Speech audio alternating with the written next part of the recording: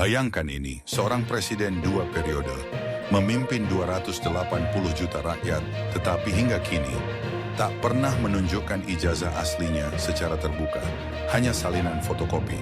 Tidak ada skripsi, tidak ada transkrip nilai yang bisa diverifikasi publik.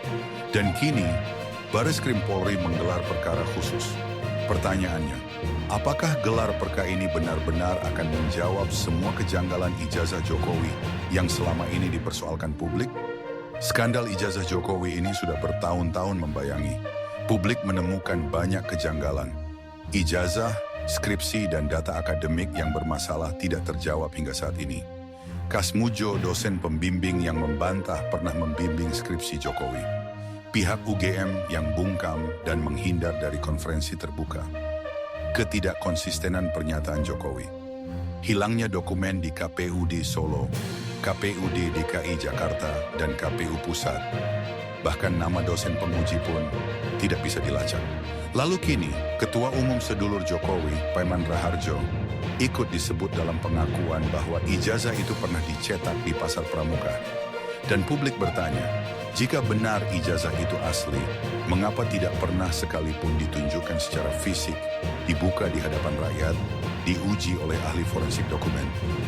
Gelar perkara ini seharusnya menjadi pintu untuk mengungkap semua kejanggalan ijazah Jokowi. Tapi, benarkah semua akan dibuka atau justru ditutup secara prosedural? Inilah titik krusialnya. Jika gelar perkara hanya mengandalkan keterangan dari pihak-pihak yang selama ini membela, tanpa ada uji forensik terhadap dokumen asli, maka ini bukan pembuktian. Ini adalah pengesahan secara politis, bukan pembuktian secara ilmiah. Dan jika Jokowi sekali lagi tidak hadir atau hanya menyerahkan salinan, maka gelar perkara ini hanya akan menjadi panggung pengalihan, bukan pengungkapan. Rakyat tidak menuntut keajaiban. Rakyat hanya menuntut kejujuran. Jika orang yang pernah menjabat presiden saja tak bisa menunjukkan bukti sah pendidikannya, lalu apa yang bisa kita harapkan dari birokrat, pejabat, dan hukum yang berada di bawahnya?